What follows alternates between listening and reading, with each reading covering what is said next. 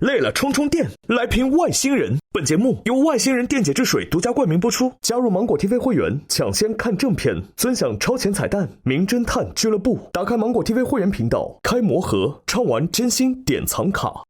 本季大侦探设置侦探排名榜，每期由代理会长根据游戏结果发放由外星人电解质水提供的侦探徽章，玩家根据徽章数量进行排位。最终侦探排名前4的玩家将获得本季名侦探俱乐部闪耀侦探称号。侦探徽章结算规则如下：单期投凶时，侦探可以在2轮各投出1票，共计2票。侦探助理及其余玩家可在第2轮各投出1票。若检举凶手成功，投票正确的玩家各获得1枚徽章。侦探若2轮都投对，则额外获得1枚徽章。若检举凶手失败，则真凶获得6枚徽章。此外，每期将由内投选出1名 MVP 玩家，代理会长可投2票，玩家每人可投1票。MVP 玩家将额外获得1枚徽章。代理会长作为侦探排名发起人，拥有外星人电解质水提供的侦探徽章的发放权，不参与最终排名。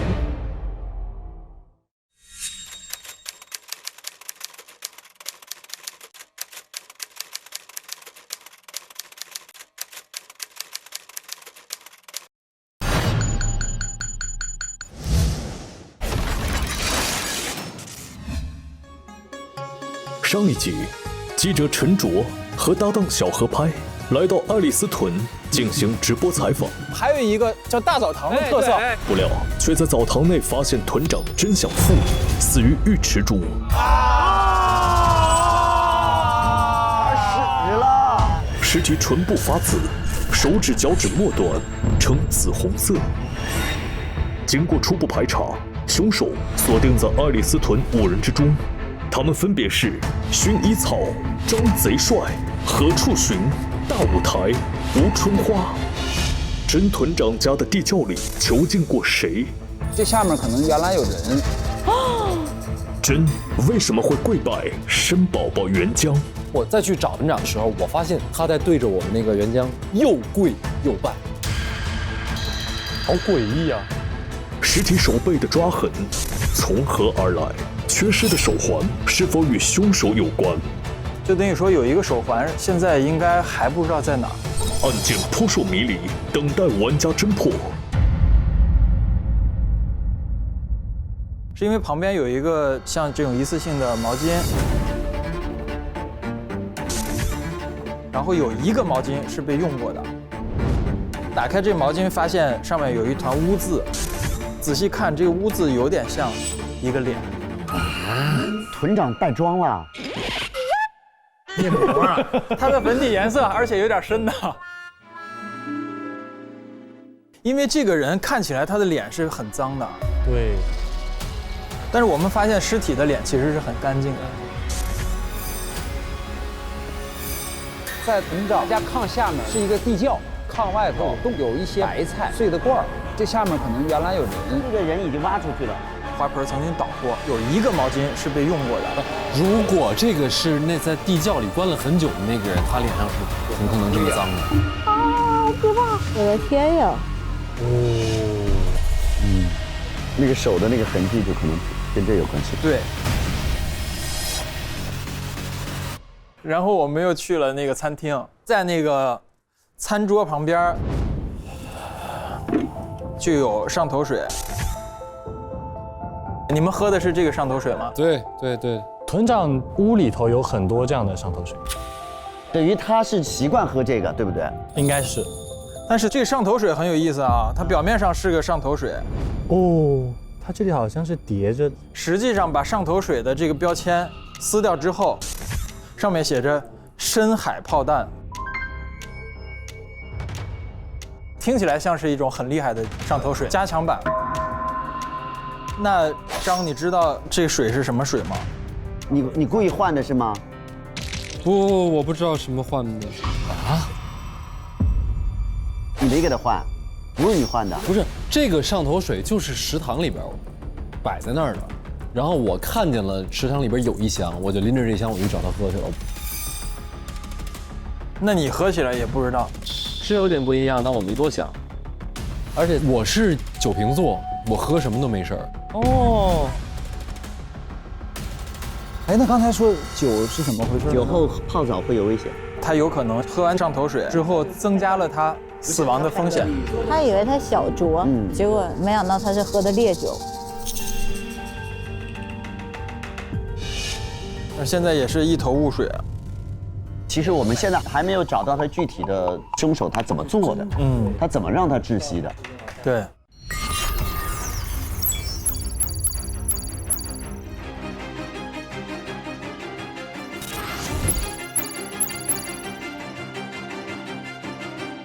加油！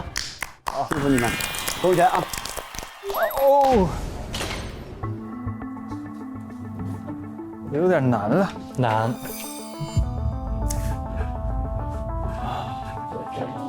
谁呢？来，记着。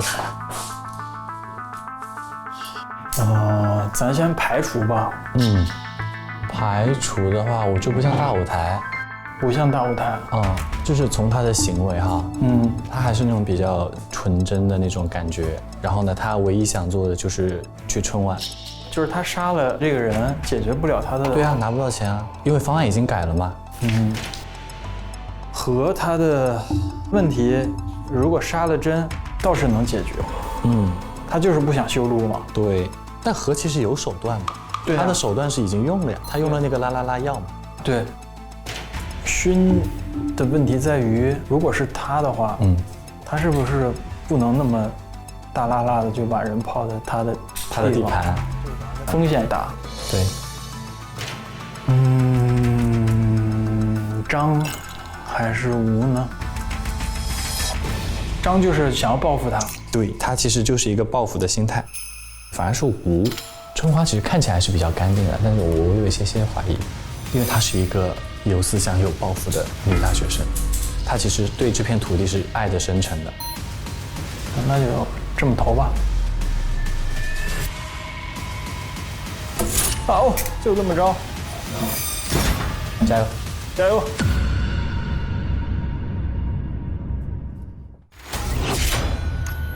我们先搜身吧，从你开始搜吧。你连兜都没有。没有，我身上没有一点。我也没有。除了才华和对外星人的执着。我没有，那就是没有。他有吗？看到。哎呦，啥呀？有一个手巾儿。手巾儿啊，手巾儿，这一看就东北人啊。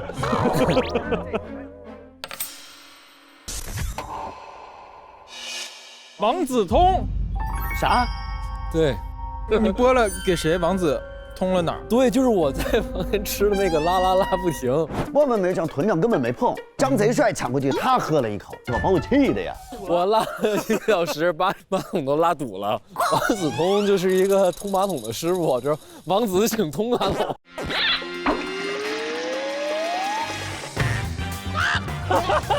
然后子通来了之后呢，说这活我也干不了。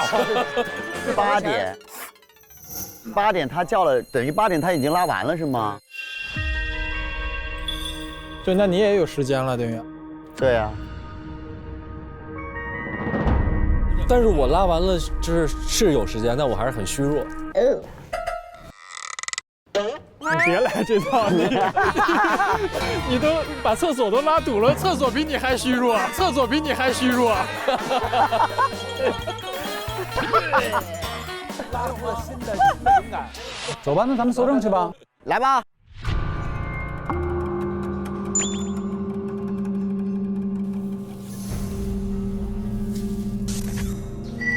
哎，这是不是？哎，这有个洞，这有个洞。真的有个洞啊！哦，这应该就是每天晚上我吃那个，你看看啊。他妈的！你吃了这么久才吃了这么点，这我得吃10几年。你这等于说弄了个铁饭碗啊！传家传代，子孙都能吃的。可是怎么可能真的会有这么大个土豆呢？这就是科技的力量，黑土地的力量。哎，这是什么呀？哎，这里面有东西。舞台氛围王者。这里有一个说明书，二氧化碳，干冰，小心啊！干冰啊干冰。负78.5度，用途烟雾制造，有6袋对吗？这里只有4袋，少了2袋。他用了2袋。它因为每隔1小时它会往里头注入水，那能不能他说1小时他没有注入水，他给它灌气儿了，二氧化把二氧碳，化碳给它灌进去了。那还真是大勋说的那个。就是让它充满了二氧化碳，它就窒息了嘛。少2袋。啊，用干冰憋死它。咋了？就是他怎么能那么具体的还原现场？只有本人才能够这么具体的还原现场，是不是？走吧，你带我们去还原一下吧。还原怎么放的那个二氧化碳？我给你还原好 ，OK。这就是注水管。哎，真的是有个口哎。你看这儿连着这儿，你看这个管儿连着这个管儿，是，真是。连着这个管儿，哦，是锅炉，这是调节水，下面是锅炉。正常来讲，这里应该要进水的。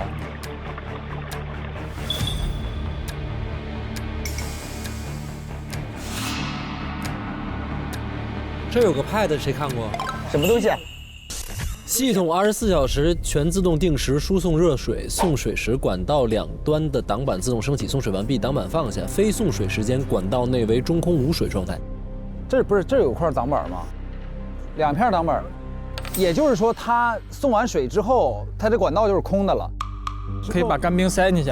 让它有挡板的情况下，等于这两侧封死，整整2袋高浓度的二氧化碳都会在这个管道里边，对吧？不是有一个问题，你放水的时候，如果这嘎嘎冒干冰那气儿，你不一眼看出来了吗？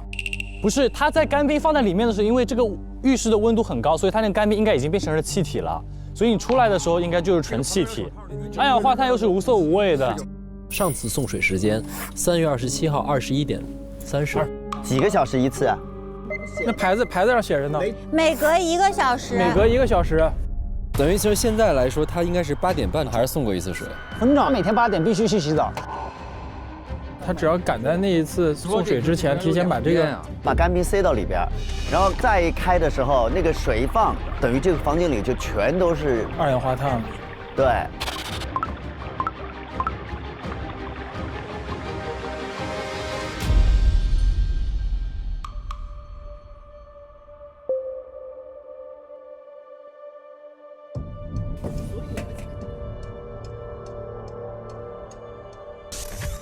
专业水电，寇师傅。哦，它可以卸这个管子。对。哦！这被人拧过，是不是啊？这是不是被人拧过？有新的那个痕迹。哦，等于他不用到这儿来，他从这儿把它摘下来放的。他其实在这儿把干冰放进去就行了。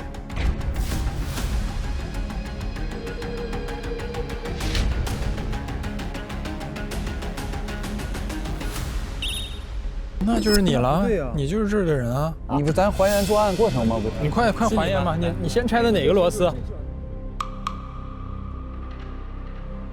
还原一下。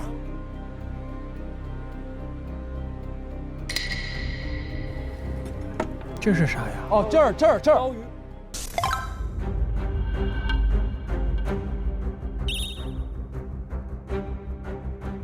这卷是用过的，这是防水胶带，低于零下50度，高于80度失去粘性。他就用到这儿是不是啊？应该就是这个。不是，但他怎么做呢？现在那胶带能打开吗？啊。哎，他包了2层哎，侦探。这个是隔温的，先绑一层隔温，再绑一个那个。他贴这个是什么意思？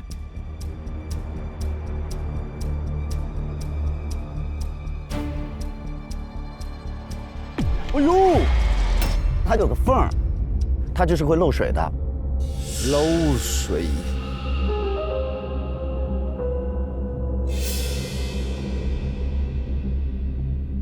有没有这种可能？水管漏了，咱看那工具箱是寇师傅的。寇师傅来修补这个胶布，而且这个帮你补上了。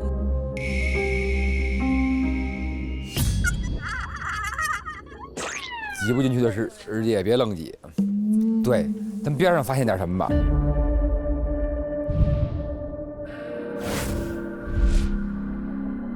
这里是地道吗？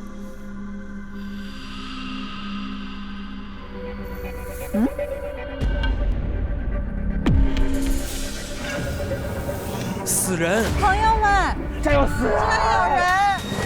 哦！我说的那么软和了，摸不到什么了啊！我只是随便一说。走吧，往外拿吧，往外来吧。哎呦！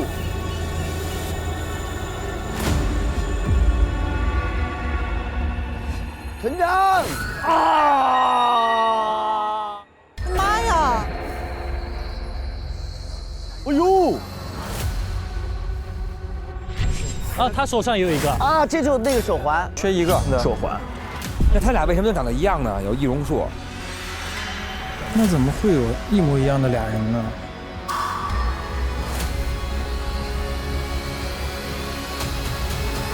好吓人呐！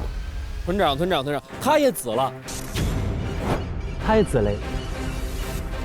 哎，看看他的脚指甲呢，切脱了吧，来了。有红。哟，他也是窒息死的。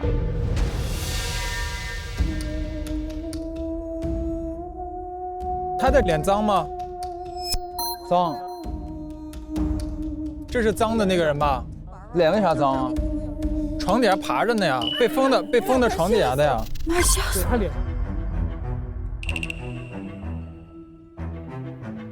有一个毛巾是被用过的，这个污渍有点像一个脸。他也是窒息死的。他的指甲上有东西吗？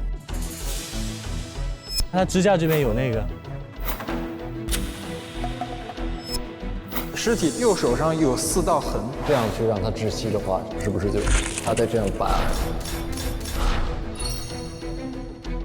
他就是被闷死的那个，他挖的那个人的手啊，他的脸脏的呀，他的毛巾捂的他脸啊。进去我一捂你的脸，就想把它扒拉开，扒拉开，然后我用毛巾把你捂死了。等于他杀的，他杀的他。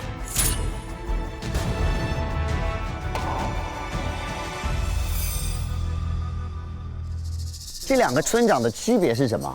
一个是要吃降压药，村长是必须要吃这个药的，然后另外一个人不吃降压药，他只吃了第1天的2颗，后面都没有吃。一个是不喜欢生宝宝，特别否定我们家的这个酒，啥也不是。然后另外一个人喜欢生宝宝，然后他就闻了一下我那个生宝宝，好喝的哭了。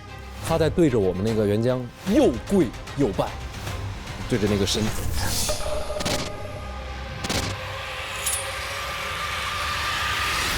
去床底下看看吧，咱们。本长那个炕锁上了，钥匙在哪儿啊？不用钥匙，这有洞。这里头能藏一个人。对他挖出来了嘛。咱们看看床底下，要把这个先移开，然后给它掀开。哦，哎呦我天呀！找找钥匙吧。这个又有个锁吗？哎呦，有。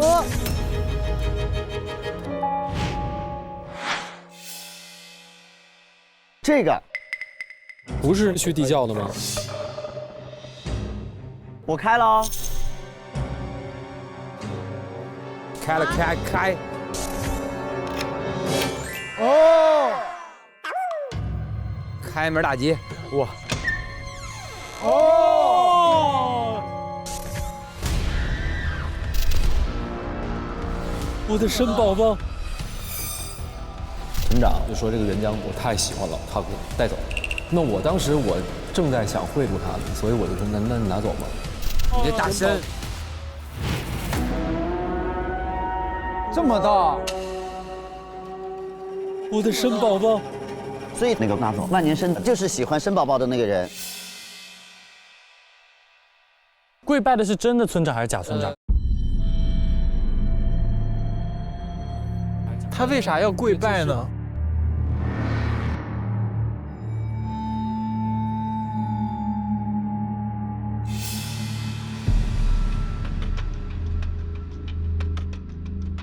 竹篮吗？这不是？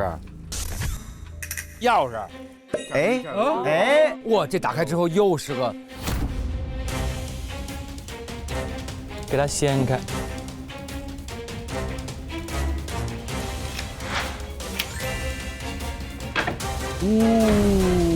你看有字儿，有字儿。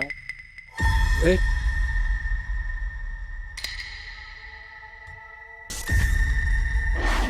到底是谁假扮我？逃出去之后，我一定要抓到他。脸为啥脏啊？被封在床底下的呀。所以这个是我们村长。啊，对了对了，哎，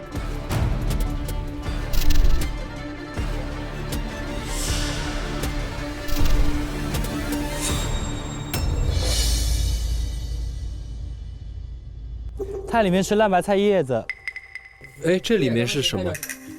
水吧，给它的水呀，人不能没水呀。哦，它跟小兔子似的。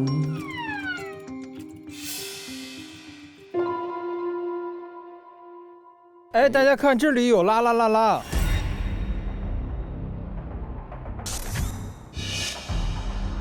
白色的粉末溶于水，无色无味儿，亦有白色的沉淀。他用了2克度，不知道用到哪里去了。暖壶里面有。因为我来的时候刚好撞见他出去，哦，我看他走了，我就进来下到这里面了。没喝吗？他应该没回来，因为他们8点06分他就进澡堂了呀。06应该是他，因为05我在门口碰见他。你下班药他都根本没进这屋。所以他就没拉嘛，因为他现在是窒息死的嘛。哦。然后你看见他的时候，他是脏不拉几的吗？就看他匆匆的，也没看到他的脸。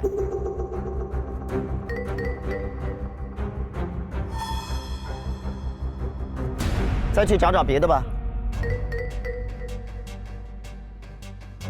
哎呦，什么呀？这里有个啥？看看。哦，这儿呢是一个笔记。3月10，这您得来。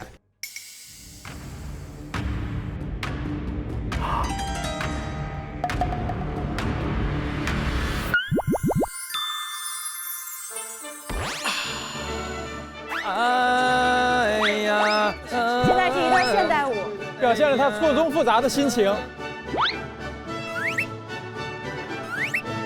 怪看这里，外星人跟你会合了？真的吗？怎么说了？笔记，3月16日，抵达 M 星，伪装 M 星人，温习 M 星文字。他是外星人，不是机器人。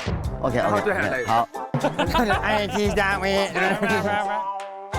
3月16号抵达 M 星，伪装 M 星人，温习 M 星文字。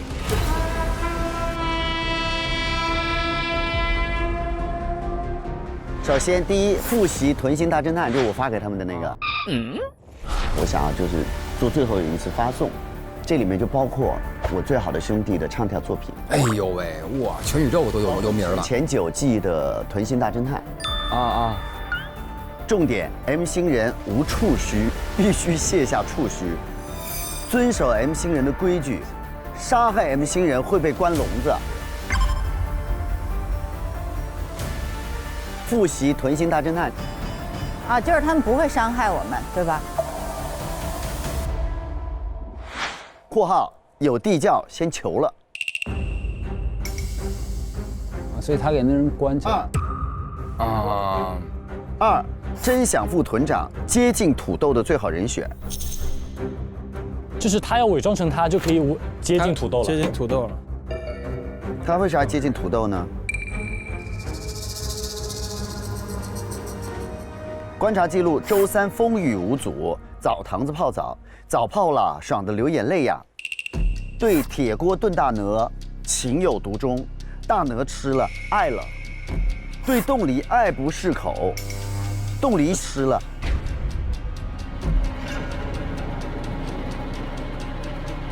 3月20号行动。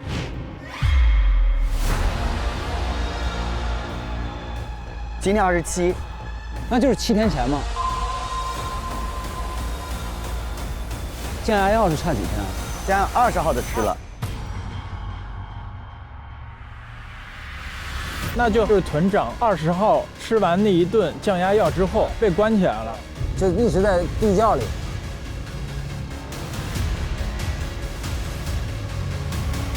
那接近大土豆是什么意思？他过来寻找土豆。他们也想把这个带回去研究。这个会不会是他们遗落在这里的？我怀疑就是外星人给，不是你种出来的。你触及到他的底线了。证据，这还不够证据啊！这里哪里有写他们种出了土豆？那你的证据，你凭什么说那么大个土豆是你种出来的？在我的土地上，我有所有权。此地是我开。对。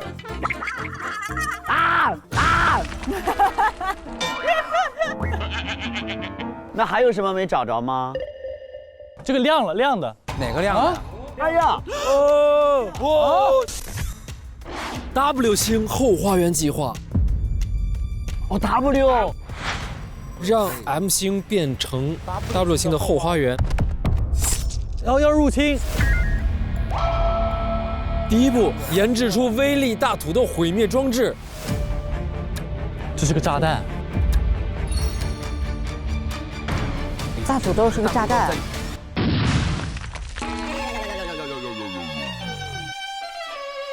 M2009年 H 前往 M 星埋下种子。H 是一个先遣队。H 不是你吗？对呀，和呀。你是不是大姐？你叫有外星人吗？我的天线都闪了，外星人，那绝对是外星人给我的礼物呀！没有，我不是外星人，我是爸妈生的。你怎么确定你是爸妈生的？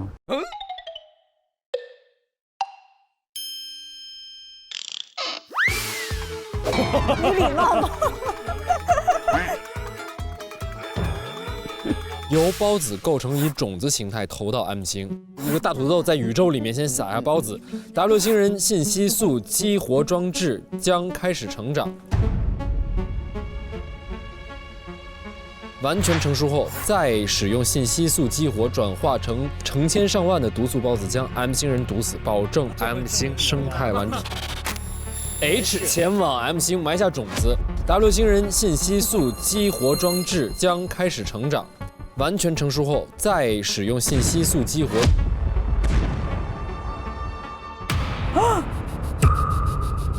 5，你来吧。不是我的，不是我的。来看看，不是我的。哇，他每天在挖那毒素吃。对。就是说我再多吃几年，我只能拯救人类了吧？哎呦！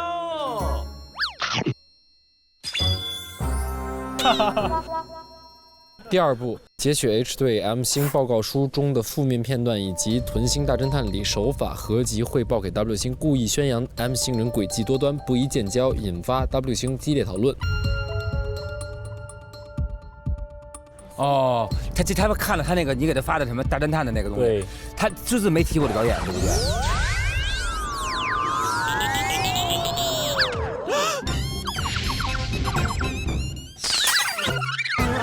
没有提，我的那段余秋过爱呢？哎呀，那是我一生在奋斗的艺术。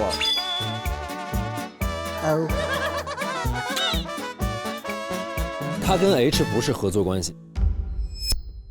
你看啊，他的第2步是截取 H 对 M 型报告书里的负面片段，也就是说 H 是给一个全面的片段，但他截取负面片段。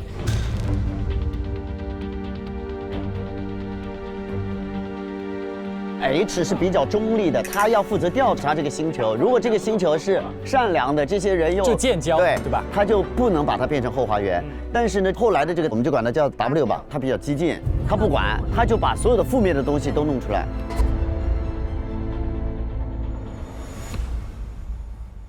第3步，威力大土豆意外被激活。等于最近这个 W 星人的信息素激活过一次。3月28日将完全成熟，我决定先斩后奏，亲自去完成计划。明天。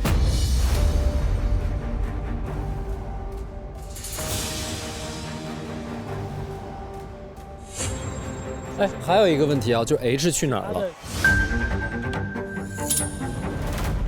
因为这2个同伙，一个是 H 在这边负责去做这些机关搜集报告，然后另外一个人应该一直负责母星的舆论传工作。如果 H 不出意外的话，他是没必要来这儿的。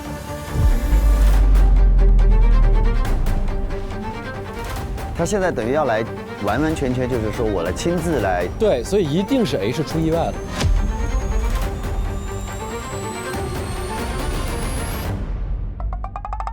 这屋里可以啊，够丰富的。哦，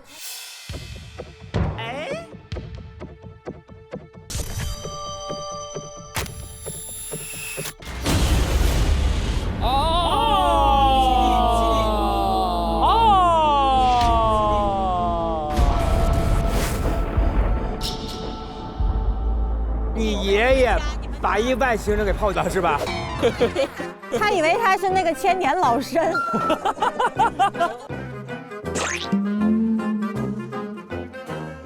老舅一路走好 ，M 星一定会成为我们的土豆田。这是他老舅啊！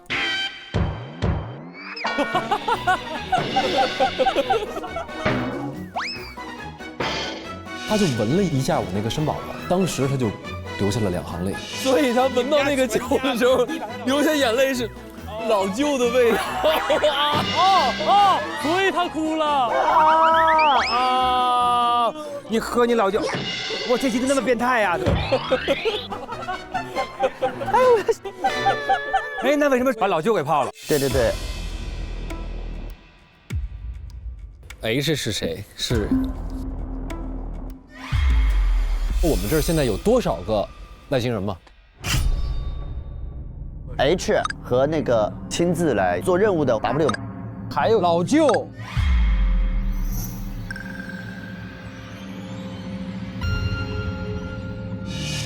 但是他跟就是说澡堂的那个不一样。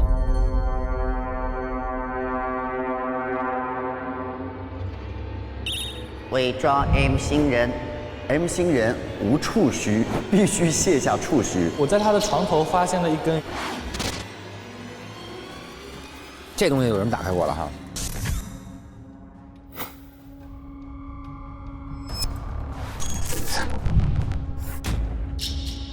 哦 ，W 星触须。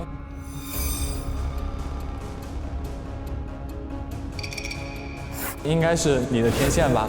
呀，对耶，就是我的天线，天线断了。哎，你这天线 W 星触须，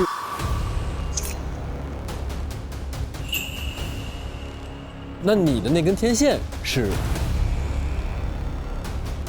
天线是我妈妈给我的。那就妈妈是外星人。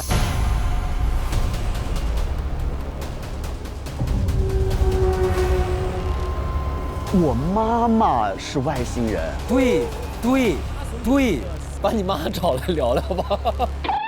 妈，妈，别做饭了。再搜搜看还有没有别的东西。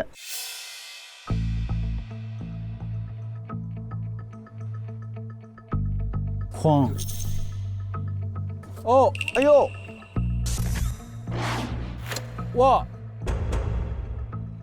！2013月22日晚，竟然有人切了我的土豆。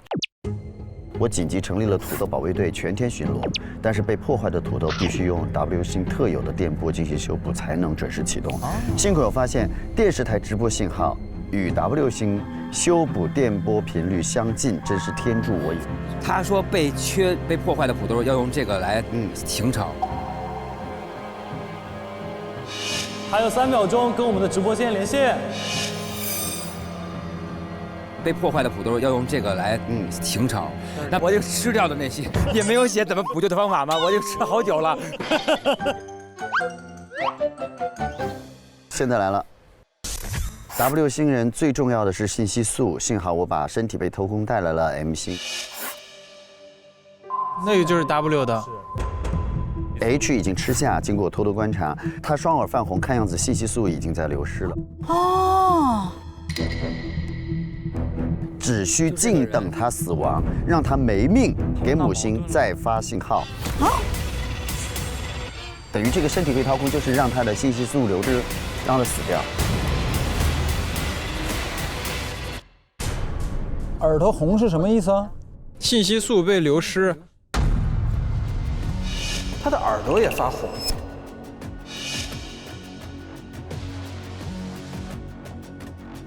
那 W 到底怎么死的？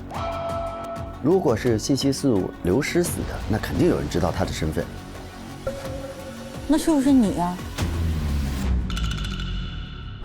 土豆我已收到，我之前发的作品你们喜欢不？你已经联系上了。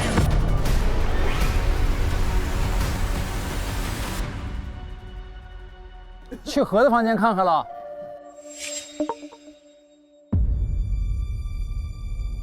来翻呗。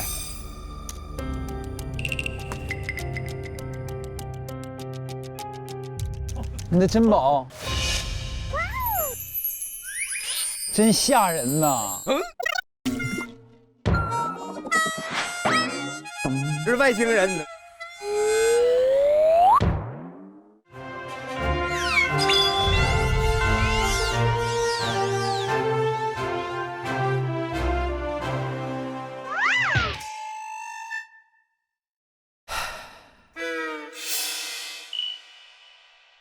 这个吗？饭盒啊，饭盒里面会有啥呀？哟，这是中午我妈妈给我做的铁锅炖大鹅，我都吃完了。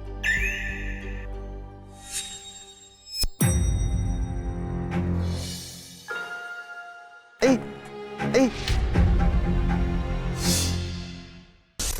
这里面有夹层。哦，你妈给你的信。哎呀！哦，妈妈给了你另外什么呀？你马上就要知道了。你愿意知道这些真相吗？你们先替我看。你别到时候那个承受不住，你先做一下心理建设。怎样？怎么说？我是外星人吗？啊！你看。首先，我们先告诉你啊，这是老何给您写的。你看啊，来，咱们先读啊，咱们看他们表情。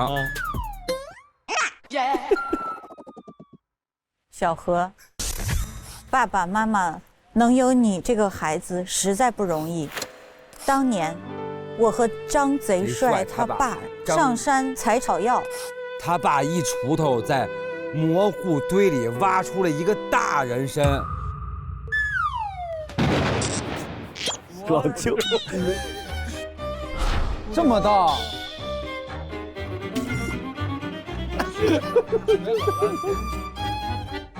我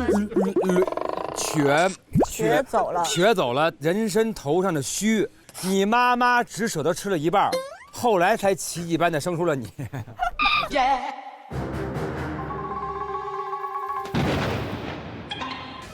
他把外星人的触角须子给吃了，然后就怀了你。哇！另一半作为传家宝，以后留给你，那一半给您了。对。他当年垂下来的被他爸带走泡酒了。对呀。然后他吃的是那个上面的那个一半。你爸爸吃了外星人是等于你有一部分老舅的血统。对。然后那边那个是你表兄弟，那是他侄儿。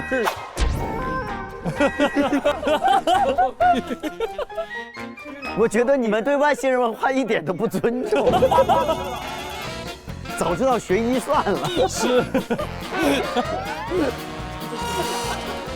不是他还是人类。哦，爸爸妈妈就是普通的人类。对，对我还是人类的孩子。虽然整天只想寻找外星人的你是大家眼里的一个异类，这是你真正热爱的事情，就做你想做的孩子吧。这不就做你想做的吧，孩子。人活一辈子不快乐，才是真白活了。我们是你最坚实的后盾。3月27号，您看看这个吧，颤抖的手，这。我要研究外星人，但我妈妈她觉得学那个没有用，所以她就瞒着我，私自改了我的志愿。这是你真正热爱的事情，做你想做的吧，孩子。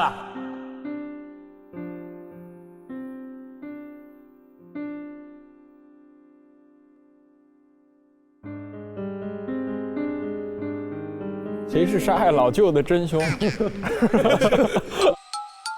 老舅一锄头，老板把老舅给打死了。不是，哎，我说外星人战斗力这么弱吗？他说，那你想，他们互相之间叫老舅。你就说明一下，这外星人是外地的还是外星的？他没说你这。外星人居然管自个儿的外星人叫老舅。去大的空间看看吧，咱们。哦，好，加油！哇！哎，要！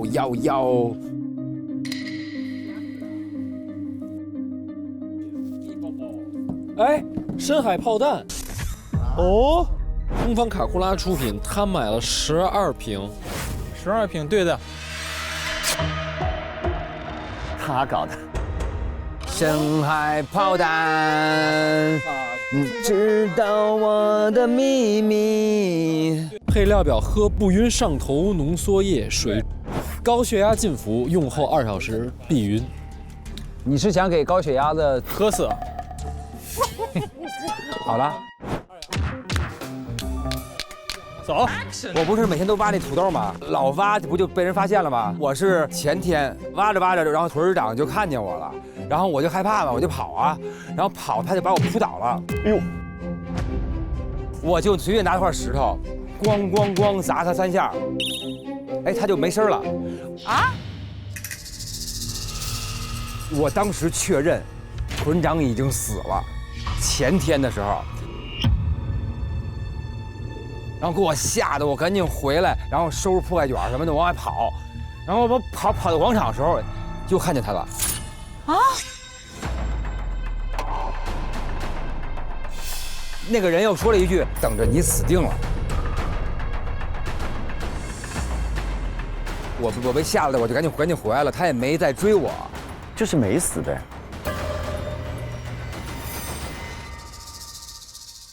然后我就开始计划，我怎么能让他那个再杀一次。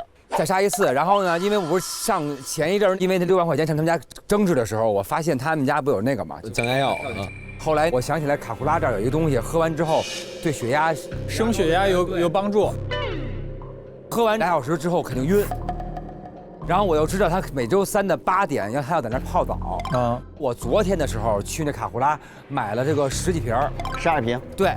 其实5点多的时候去换的，6点多的时候我正好看见了，盯着你跟他喝，我就眼睁睁看见他俩喝，就是跟我计划一样嘛。6点钟喝到8点，他要一泡，然后他不就晕了，然后就等于就走了吗？一泡就走了，他有可能晕倒在水里就溺死了，你是这意思是吗？对，就是这意思，这就是我的计划。他没有淹死在那儿啊？就是他的信息素流失，让他死掉。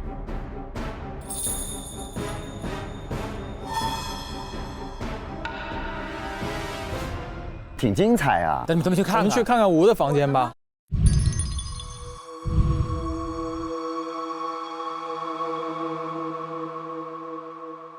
这种豆芽什么意思？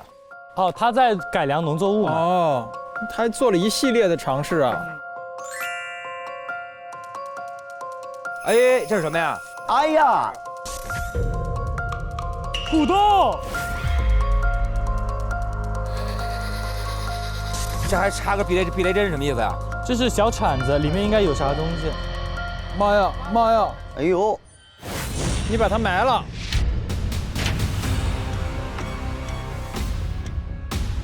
这就是说，咱们东北说埋汰别人是不是？埋汰别人，把别人埋在这儿。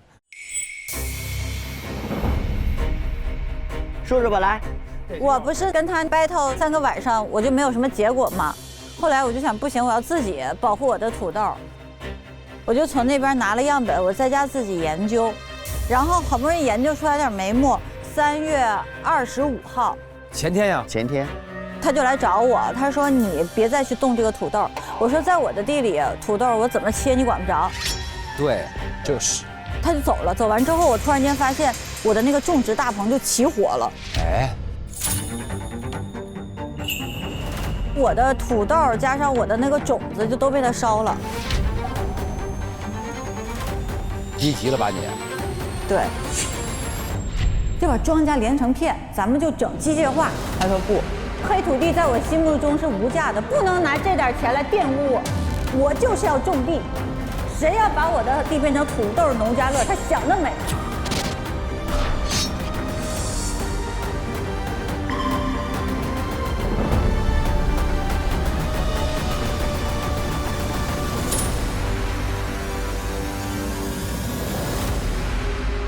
再去找找吧，你的房间。你也跟老舅有关系。你是隔壁村的老舅，二舅。是不是还有更过分的？还更过分的。突然作为侦探，感觉插不了手了，这变成宇宙警卫队的事了。而且他们家祖传喜欢泡在汤里啊。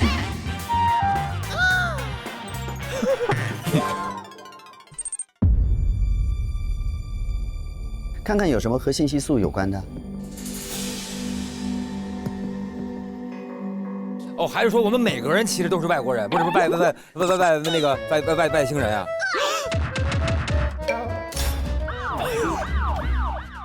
来，哎，看这里面装东西。哦，钥匙。怎么那么多钥匙？这是密室逃脱吗？开什么呢？你房间。这底头也藏着人呀。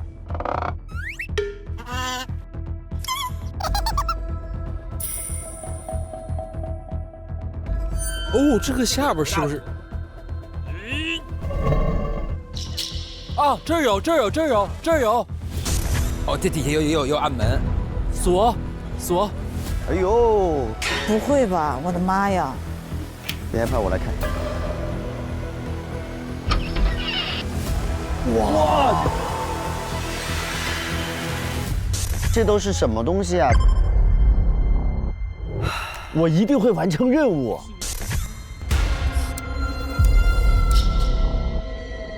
是你啊？你呀，你是外星人啊？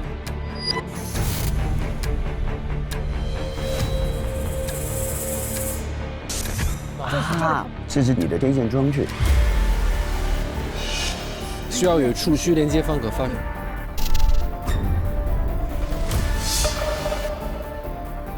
第一阶段勘察反馈 ，M 型人都是孤独的物种，精神脆弱，容易破防。第二阶段勘察反馈 ，M 型人心口不一，善于欺骗。第三阶段勘察反馈，之前对 M 型人判断有误，他们都是善良可爱的生物，我们可以和他们成为朋友。这应该是 H 的日记啊！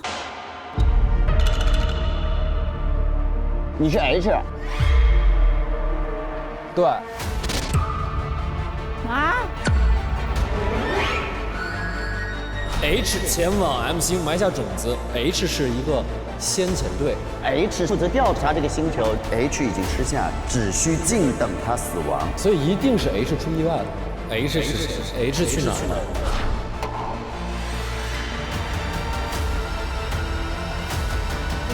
你们吧，就我听你们吧，在这一顿胡扯吧，我都听半天了。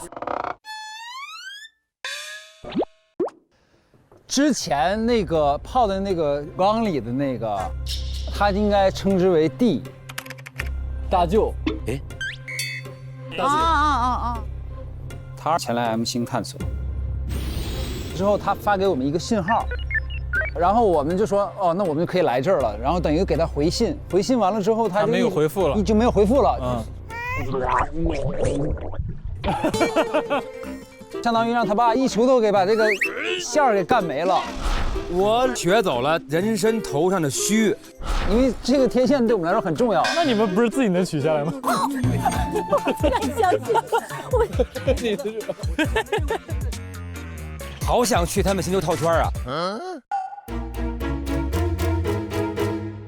拿这个，大家都有这个，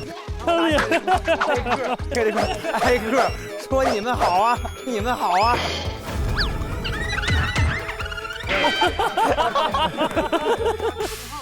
然后呢，隔了26年，我就来到这儿了，然后我就捡了一个薰衣草的照片儿，我就变成了他，盗用身份啊，然后就遇见了他，哦，然后我就开始观察这儿了，因为我们那个星球啊特别发达了，现在基本上都吃流食。吃流食都发达吗？喝稀饭，就没有食物了，然后种植业是什么都没有，就因为我们没有这个技术。隔壁那个屯儿是不是也觊觎我们这个玉米矩阵？所以我就已经不吃东西了，而且对情感这些东西也没有那么多，就完全感受了。所以你看那些偶像剧是为了补课，因为你没有人类的情感。一起来屯里看流星雨，浪漫满屯儿。对，因为我感受不到。然后呢？然后呢？因为我跟你们相处了这么长时间，一开始你看我对人类的说话是非常，我说第一是孤独就必须得有人陪，然后精神特别容易脆弱，特别容易破防。哦，哎，这个画的是咱们哎，我看看，这是你，这是我，这是大，对，我唱歌的，然后第二下我说 M 星人口不一，善于欺骗，因为我发现大家总是在撒谎，就是你有的时候你也不跟我说真话，对，咱都成为兄弟了，然后我觉得有时候还是说了一些特冠冕堂皇的话。可是你不了解人性嘛，主要是吧？就这意思啊。哦，他说善良可爱是因为你让他对我们 M 星改观了。哎呦，好荣幸，是我好荣幸，是我的荣幸。不是他，是何啊。戴着外星头套，就是有一天咱们俩不是在山上一块儿，我说你怎么不回家呀？完了他不是骗了我吗？我说是爸妈把我赶出来了。对，但我其实知道你在撒谎。然后我就觉得这是一个善意的谎言，所以人类就不一样了。所以这个其实是我对人类的改观。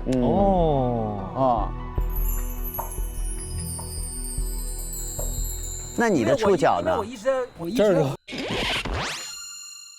这个做的很奇怪哦，这个东西做的造型，我是觉得啊，有感觉吗？有感觉？没有感觉，不是，它是我们发射信号才用。这是刘老根儿，这根儿，single老根儿，single老根儿。好想看新沟老梗的舞台呀！Single老根儿 ，I'm a single 老根儿 ，I'm a single 老根儿 ，I'm a single 老根儿，single 老根儿。然后呢，我来了，我先把炸弹放这儿，但是我没有激活它。2009年 H 前往 M 星埋下种子。土豆是你种的？对，因为土豆就是一个大炸弹，在它没有爆炸之前，它还是土豆，它可以给人吃，没有任何事儿。哦，没事了，你没事了。但是它一到那个时候，它能量一变了之后，它变质，它就变成一颗炸弹了。结果突然有一天，我发现我这土豆炸弹被激活了。哦，你也不知道怎么被激活的。我不知道。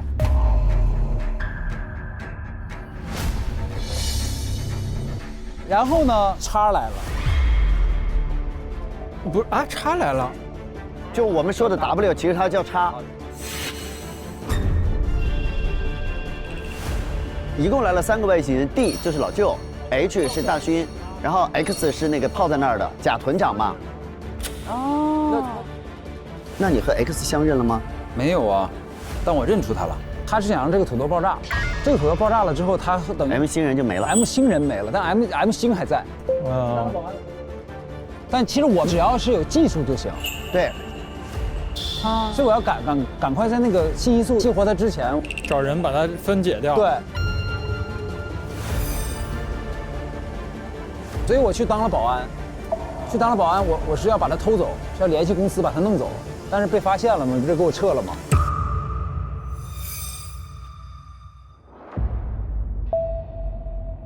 那你的意思是 X 激活的吗？不是，是激活了之后 X 才来。威力大土豆意外被激活，我决定先斩后奏，亲自去完成计划。那这土豆到底怎么回事呢？它需要信息素。W 星人信息素激活装置将开始成长。信息素是这样的，每个 W 星人都有信息素。信息素呢，一旦流失的这一段时间，你就相当于破防了，就没什么战斗力了。因为他耳朵红了，所以他破防了。信息素是可以流失，它也可以再弥补。信息素在我们身上呢，我们是有防护，我们是不会死的。就是老舅当时已经死了。对，因为他的信息素流失了。那信息素会流失到哪儿呢？就排出体外了。他就闻了一下我那个参宝宝，当时他就流下了2行泪。所以他闻到那个酒的时候，流下眼泪是老舅的味道。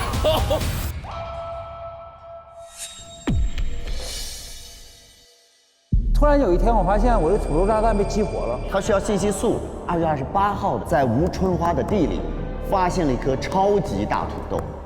哎，我明白了，是老舅的信息素激活了土豆。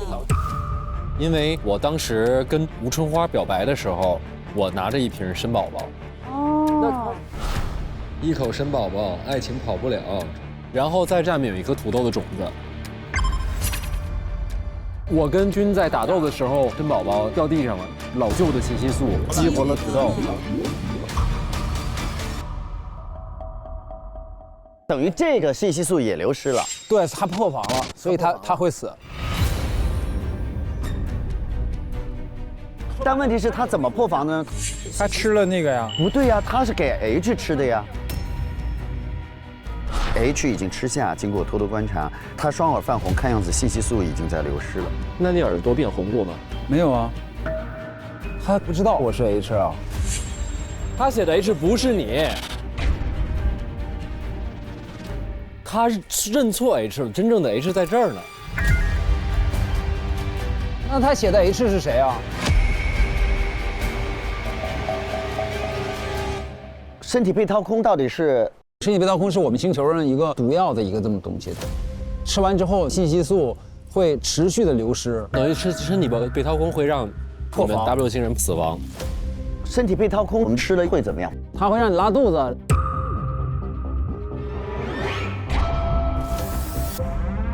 这里不就是张和何拉过肚子吗？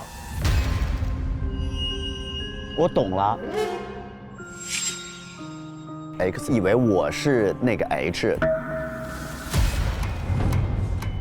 他是因为我看到我拿着那个触角在土豆地里面发东西，他以为我在给 W 星发信号。我不是说他给我喝了一个味道很怪的茶吗？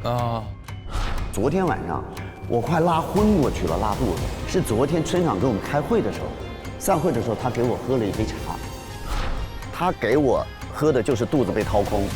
然后我才拉了一夜，他确认我的信息素已经流失，是因为我发烧，所以我耳朵红，而且他跑到我家把我的那个给剪了，这样让我永远无法去给母星联系了。那不对，那他怎么会吃那个药呢？对啊，他没必要自己吃啊。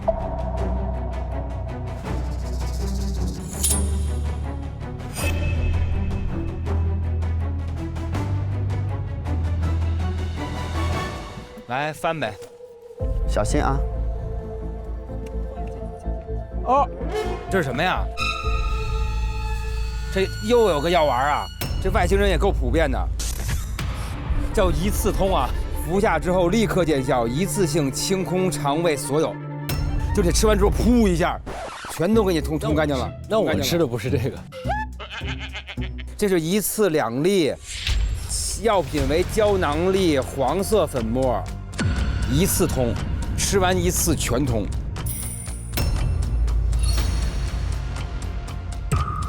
这个里面的粉末是黄的。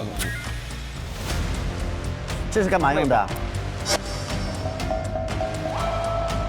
因为我有一次呢吃多了，然后这肠胃不是很通畅，然后人就说用一下这玩意儿就好使。嗨，我就吃了1颗啊，我吃完了1颗之后，我发现我耳朵红了。哦，然后我就知道，哎，我好像信息素已经破防了，所以我就知道这个东西可能会让外星人破防。它跟身体被掏空不一样，这个东西呢会让你破防几天。所以你就给他用这个一次通。对。所以它那个梨那儿你看一下，是有黄水泡过的。嗯。我是19点55，我替换了已经准备好的冻梨。于是他耳朵红了，等于他的信息素流失了。对，这个时候就有人可以杀他了。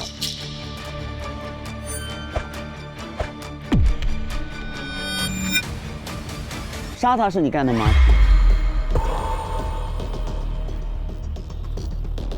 不是，所以我在这里边做的环节就是我给他让他破防了。你不想杀他，你为什么要？我想杀他呀，但我的杀的方法跟干冰这些没关，我要捂死他，等他到房间捂死他。首先，澡堂这个地方我是随便进出的，我是不可能在澡堂杀他的，我也不可能在澡堂想办法杀他，我一定把他调出来杀他。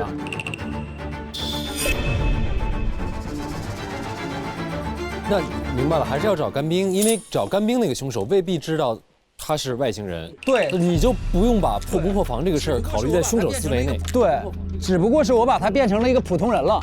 对，因为如果没给变普通人，其实是杀不了他的。对。哦。那是谁去弄的这个干冰呢？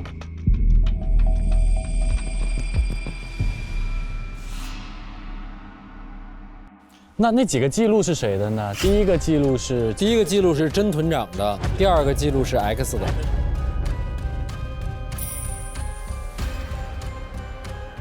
那这个凶手首先第一点，他得知道甄的泡澡的习惯，但这个好像大家都知道，对吧？公知信息。另外一点，他得了解舞台上的东西，因为这个干冰其实是今天舞台上的道具之一，特效道具之一，对吧？对，上舞台的人不一定懂这个干冰还能害人这件事啊。没上过舞台，你不用紧张。对，因为我还没去呢。对，我说大舞台，我只是向往舞台。你一把舞台这概念抛出来，整个人都慌了。你只是名字有舞台，但你安慰人的方式好伤人。没事，因为我还没有参加那我要唱春晚。我这个对阅历都不知道什么叫干冰啊。但是这个人肯定得知道那儿有干冰嘛。是。还有一点呢，他要了解这个锅炉和这个澡堂之间的逻辑关系，他得知道从那儿动手能够有用。嗯，这个计划其实相对来说还是比较复杂的。对。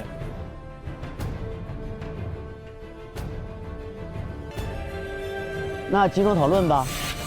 破案外星人，我的个天！作为本案的侦探，要维护宇宙的和平。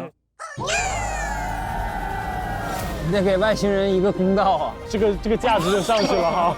今天一定要成功缉拿凶手啊！那咱们总结一下，就是团长20号吃完那一顿降压药之后，对，就一直在已经被关起来了。对。他把屯长囚禁在那个床底下了。今天8点的时候 ，X 等于先刷了那个手牌屯长 ，X， 屯长先进的。屯长要反杀他吗？如果是屯长先进去的话，那个浴袍湿不了。因为如果屯长先埋伏他的话 ，X 进去，他们俩就要开始搏斗了 ，X 就没有机会下去洗澡。所以只能是 X 8点钟进去了，已经下到池子里，吃了冻梨之后，他发现他自己肚子疼了，他穿上浴袍去上厕所。这个时候8点05，屯长跟何在门口碰见了之后，那是真的，那是真的屯长。屯长进去之后，正好 X 上完厕所出来，他俩碰上面了，就开始一顿撕扯，然后最后拿着毛巾捂死了。我的那个时候 ，X 是破防状态，对他也是普通人了，破防状态，但是他也能打死人。屯长已经被关了那么多天了，在虚弱，对，所以屯长应该往外跑，不应该再去杀他了。屯长有没有一种可能，他不是要去杀他，他是因为关在里面，他想洗个澡，洗个澡，这是洁癖呀。他也想舒服，因为他每天8点必须去洗澡。他又到他洗澡的点了，他必须得进去洗澡。也是哦。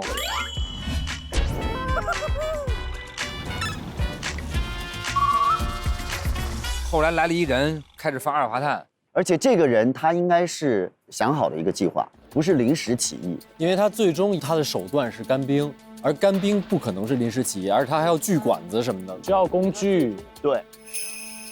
啊。刚才咱看那工具箱是不是有电话号码？有。我给寇师傅打个电话。什么意思啊？也许他知道那些工具什么时候被用的。有多少？1341808。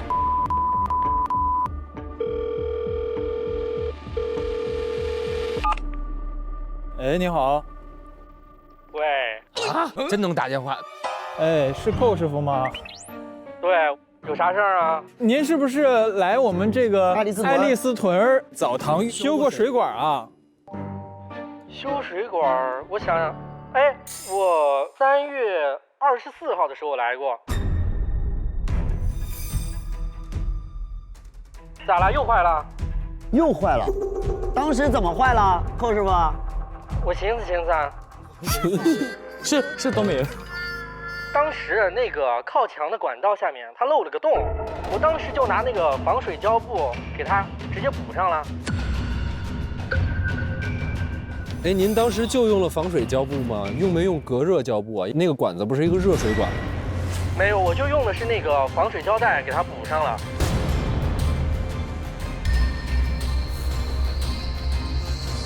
明白了，谢谢你啊。行，我先挂了啊。好嘞，好。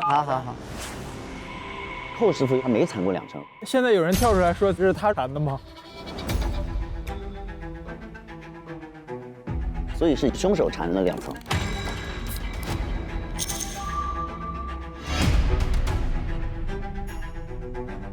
当时寇师傅过来缠一个防水胶带，在他看来是够用的，但是你干冰进去的话，它是低于-78度，而那个防水胶带在低于-50度的情况下会失灵。其实他怕的是低温，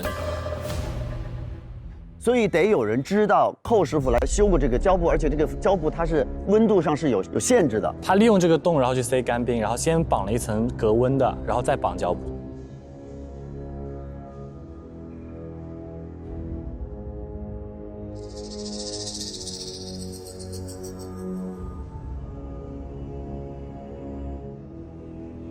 我不知道我现在说的能不能对这个案情有帮助。那个干冰是我放的。啥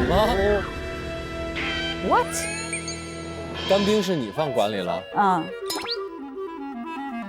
但是下边那个洞跟我确实没关系啊。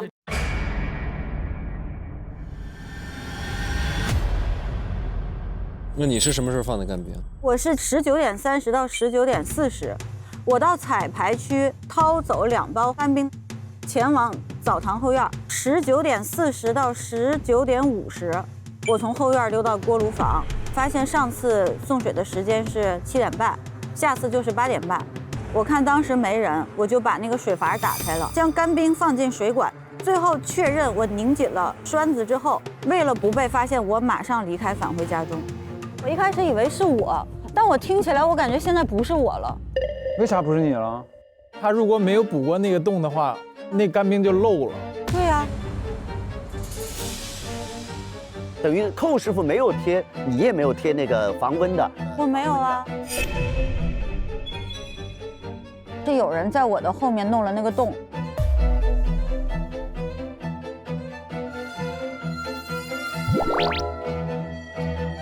你怎么知道他是在你前面还是在你后面呢？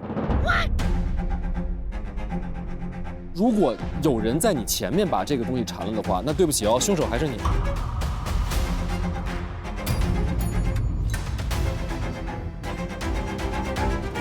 现在有3种可能性啊，一种是之前这个人他绑好，然后星星再倒进去，于是星星是凶手。还有一种可能性是，绑好之后他很着急的就走了，于是呢，这个人不知道为什么他又进了锅炉房，然后他看到那儿在漏气儿，他才知道哦，原来有人用了这个计划，可是漏气儿不行啊，他帮他补了一下，于是这个人是凶手。还有一种可能性是分花比较高招的玩法，就是他倒下去之后，他发现漏气儿了，哦，他补还是他就把它补上了，但是他可以认前面，他不认后面的话，你就得找后面这个人。哎呦，对，嗯。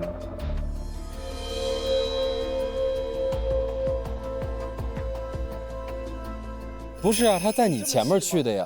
他怎么能在我前面去呢？因为如果他提前没有把那隔热处理好的话，你干冰放下去的一瞬间就漏气儿了。因为你干冰下去一下是低于-50度的嘛，你干冰下的一瞬间，你就能看见二氧化碳从那个桶里边冒出来了。其实关键是那个胶布它多快失去效果，因为它低于50度它就失效了。但是干冰扔下去之后，是不是会立刻就冒烟？因为他说他立刻就离开了。对，他说他怕被发现，马上就离开了。啊，我就需要一些时间，因为干冰它吸收热量还是需要一点时间的嘛。而且那个胶布，寇师傅应该是缠了几圈的，就是它不是单独一层。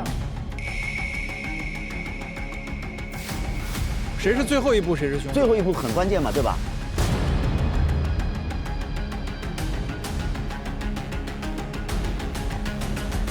现在有人跳出来说在他前面缠的吗？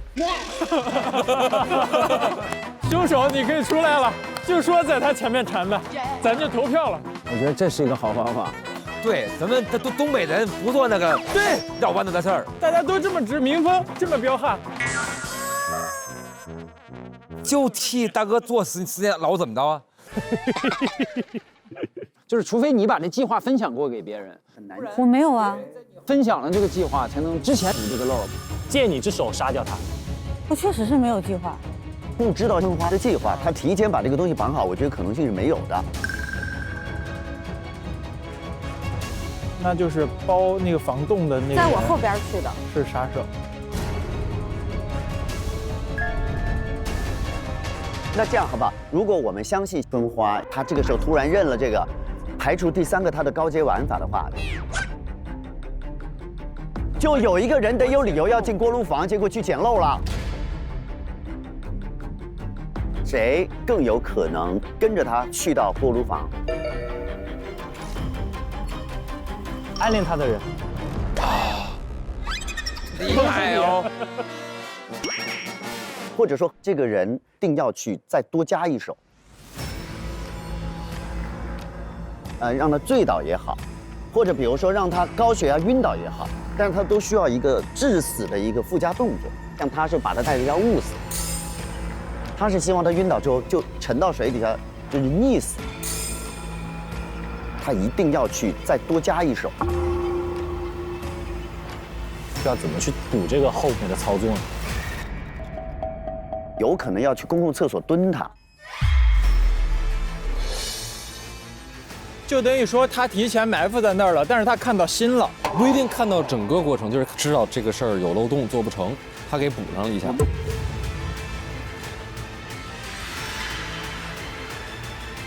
这个人必须在心走了之后不久就进去，久了的话气儿就跑光了。对对对，他应该是8点半注水的时候把这些气体推出去了。那当然，太久了不行了，对吧？不，他补肯定要在那之前嘛。对对对8点06之后就不能那个啥了，因为06之后就开始要那个抛尸了。7点50到8点06之间。再讲一下吧，你们的计划是什么？我是7点半到7点40拿了干冰，7点40到7点50一系列操作，然后我就走了。我为什么杀了他的原因，是因为我这个土豆如果不转移的话，这土豆就爆炸了，人类就没了。我是打算今天晚上去让他破防，6点到6点半用一次通给冻梨解冻，19点55我替换了已经准备好的冻梨。对，其实他也是符合下了泻药之后蹲守。19点55，那不正好看着他？我没看见。我其实就是想让他破防。你让他破防了之后，你说你没有任何后续动作。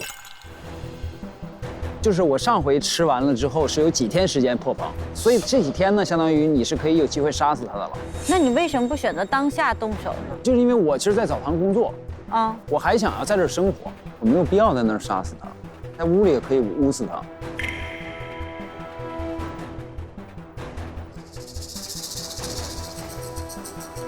我5点钟用深海炮弹调包了池塘的那个上头水，6点到6点半，我发现他跟张一直在喝这上头水，我就放心了。我当时心想，如果这次再杀不死的话，就等下一次。这话说的真好，没有问题，因为你别忘了，我这人有恒心啊，对，我这个人有恒心，这么大的土豆你都想把它挖完？对。其实我觉得勋你都不用着急去杀 X， 因为我觉得你再给点时间，这就被大舞台封掉了。对，他能把这东西相信我的恒心是吧？哈，命运没有我有毅力，好吗 Cool。因为我之前不杀了一次了吗？他后来威胁我，他要把我弄死啊，这话没有问题。这次如果再杀不死的话，就只能下次了。他比我们所有人迫切，因为他有的是性命的问题。我就是想让他晕倒，直接就是。其实晕倒了再辅以窒息也是合理的。你要是这么聊天的话，我往这边看。没有了。对，是这意思。那为什么大不能过来蹲守他，把他溺死在那儿呢？反正他已经喝多了，正好他在那蹲的时候看见我了。有可能，大他有个舞台的梦，干冰应该是很熟悉的。我明白，所以说这是你们的脑子嘛。但是在我的角色的里头，我认为这件事情我已经做过了，我就不会再去看，然后什么等到他要有一个什么干冰。对我来讲呢，首先第一点，他把我的精神高地给推掉了；第二点呢，我怀疑就是他剪断了我的天线，所以我是非常生气。再加上他又给我拉肚子，我的想法就是，你既然毁掉了我最挚爱的东西，我就毁掉你最挚爱的东西，就是让你参加不了明天的发布会。所以您的方式是，就让他拉。你就是一个对等报复，就不想杀他。其实他最梦寐以求的这个发布会，他参加不了，我觉得就对他来说是个对等报复了。那他发布会改一个时间不就行了吗？那就再说嘛。而且我这个计划第一步还失败了。计划是什么？我就今天上午去买了拉药，下到了一碗醪糟里面。今天6点到6点半我就端去了给他，结果没有想到他刚从斜刺里冲过来了，就端着这个喝了一口，针就完全没有碰我这个醪糟，把我急的呀！我8点05分的时候，我就带着另外一个刻度的这个拉药，要去他们家下到暖壶里面。结果我快要到他们家的时候，就撞见他急匆匆的从家里出来，就走了。我就进去下到了他的这个暖瓶里面。你第二波的泻药，你是怎么确定他没吃的？因为他还没来得及回来，他就死在澡堂子里面了，所以我没有任何去公共厕所蹲他的理由。但我还是觉得，就是你有一个这样的举动之后，你一定会有一个后续的观察。我有可能有后续的观察，就是等他回来之后，我会观察。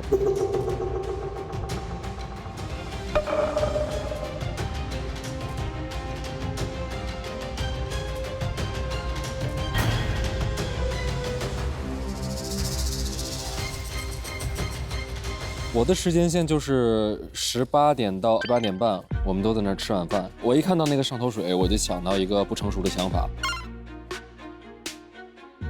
首先，我打不过他，所以我得喝死他。我喝不死他，我就溺死他；我溺不死他，我就捂死他。这个跟你特别合适。之前是什么不行了就爱情，爱情不行就事业，对吧？一件事一件事来，绝对不同时做。这个人就是有板有眼。实在都不行，算了。8点整的时候打电话给这个下水道师傅，在家拉完了之后很虚弱。那我想今天后边这些事儿，以今天的状态只能先算了，改天再议。他50左右就走了，这个时候你之前是不是一直在拉？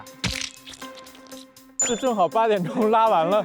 你这个有点太针对我了，我把自己拉堵了，然后说王子你给我通一下，我只能去公共厕所，然后我在公共厕所，对，你一直在那边，我就只能去公共厕所，我还发现啊，刚好拿这个，我到底是因为暗恋还是因为找加厕所？Love 又拉又捂 ，Love 又拉又。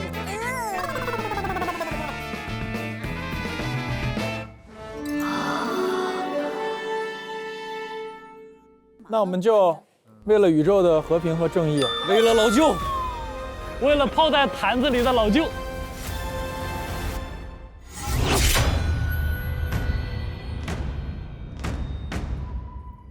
宇宙护卫队来了，穿着军大衣，将坏人绳之以法。这回真的有点难，让我怀疑最大的吴春花最后跳出来说他塞了干冰，但是他没有裹那个隔热层，那就排除他吧。大他既然换了12瓶深海炮弹，那我觉得他能做的基本上已经做完了。对于张来说，他家的厕所堵了，他会去公厕，他会看见吴春花把干冰塞到里面，他有可能去缠绕那个管子，完成最后一步计划。那何，我觉得他前面的时间比较空，有机会去到，所以在他2个人之间，我做一个判断吧。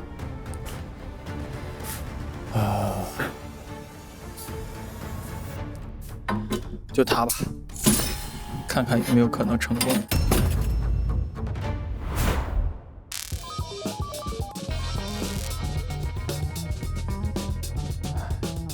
现在我怀疑的人就是张贼帅跟何处寻，所以现在我只能把这票投给。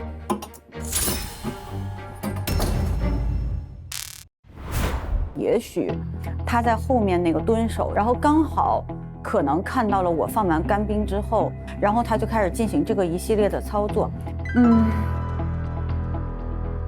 我今天投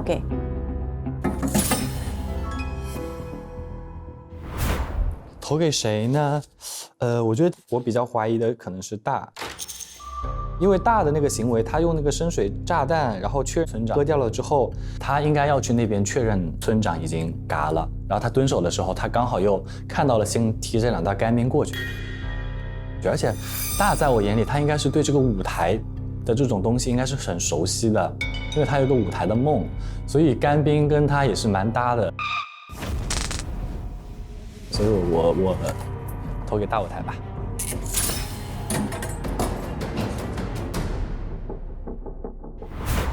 来吧，小妹儿，找你。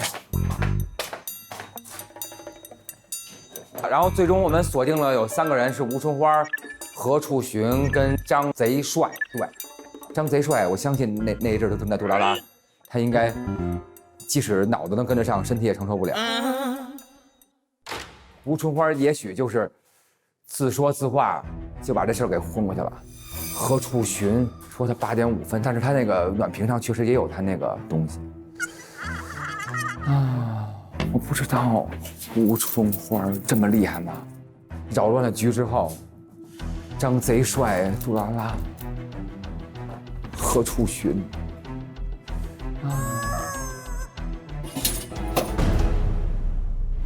今天呢，首先排除了2个人，一个是春花，因为他后面出来认的这个逻辑是不可能是假的。然后薰衣草呢，我是觉得他也认了前面这一步所谓的破防的这个部分，然后他后面再去做的话，也好像也有点说不过去。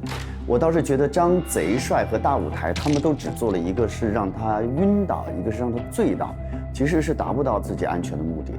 那相比之下呢，我觉得大舞台的这个说法，他觉得是有可能的。可是张贼帅，他的时间线里面只有一个8点钟的电话，而这个他是可以撒谎的。所以我今天这张票投给张贼帅。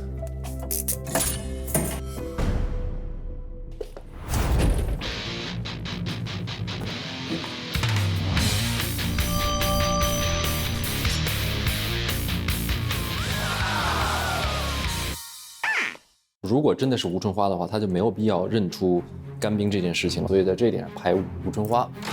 然后，薰衣草他的武力值跟死者是对等的，我想就他来说，缠胶布利用干冰不符合薰衣草以这样的一个武力值的行为逻辑。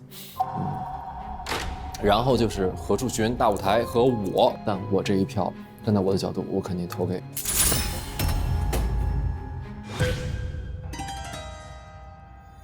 那我们现在，请宣布。请宣布。互联网土法综艺《大侦探》第9季第7案中，谁是杀害甄团长的真凶呢？谁是杀害老舅的真凶？我死得好惨啊！老舅。首先，公布获得0票的安全玩家。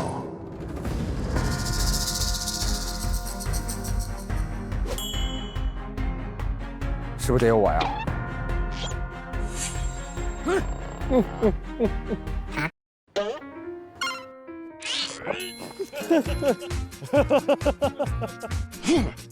获得0票的是薰衣草。他领。星星应该也是0票吧？还有人投他吗？我应该是吧。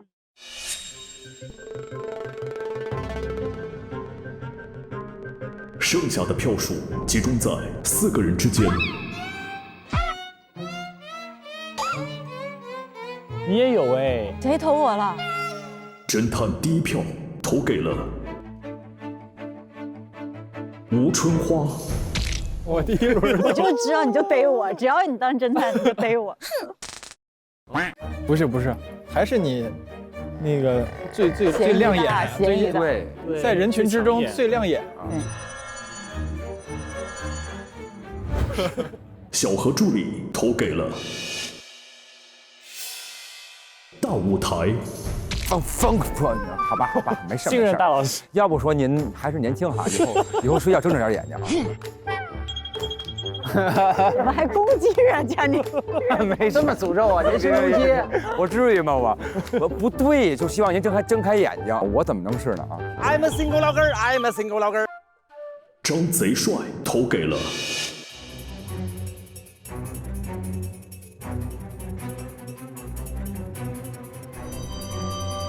何处寻的一些时间点，包括留下电子记录的时间是相近的。那这个里面可能是真话，也可能是假话。不论你原本的后续是什么，一定有一个后续。那你想把前面把自己的嫌疑摘除掉，一定是在前面说谎，隐去关键的信息。投给何处寻。何处寻。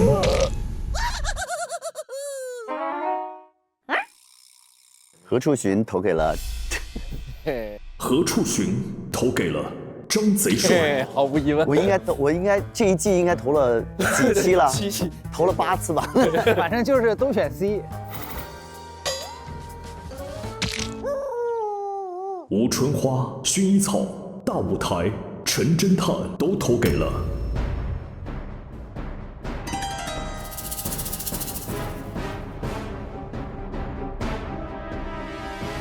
因为我觉得何处寻他下药没有成功，所以他中间他就会慌，所以他就要寻找新的方法。也许他中间就看见了吴春花去取干冰，刚好发现了锅炉后面在漏气，以他的聪明才智，他就判断到了干冰，他再补一下就可以。他可能缠绕那个管子，完成最后一步计划。我金钱投给何处寻。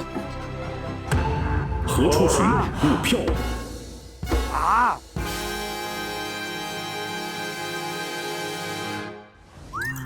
请进铁炉。我高票当选。你们投的也是何啊？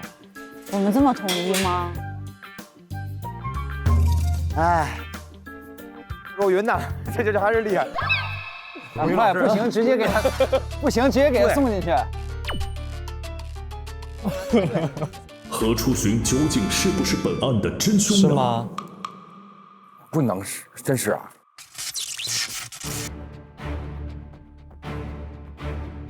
接下来我宣布，本案检举。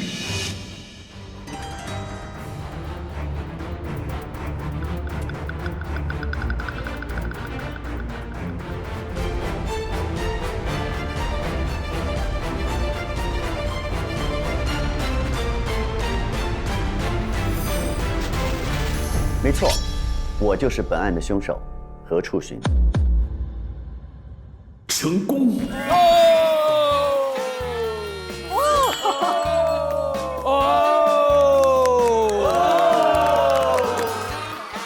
厉害厉害厉害！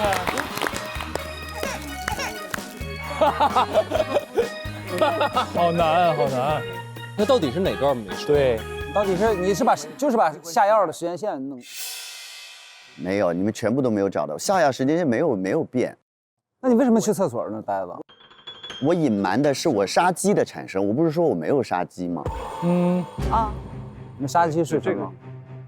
我其实是下药的时候，在他的垃圾桶里发现了他剪掉了我的天线，我就崩溃了，我才产生了杀鸡。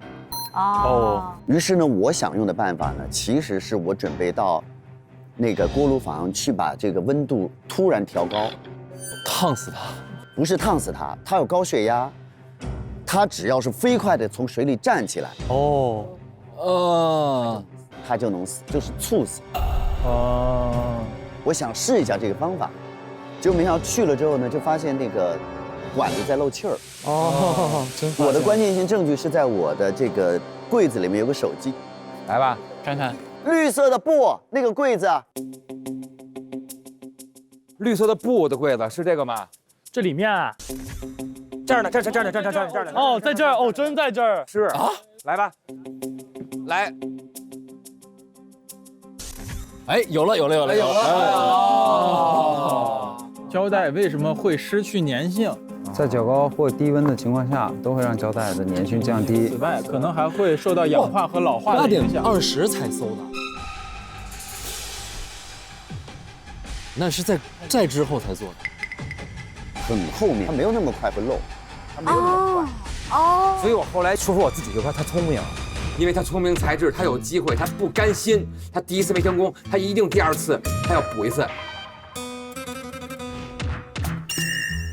累了充充电，来评外星人。有请侦探助理送上由外星人电解质水提供的侦探徽章。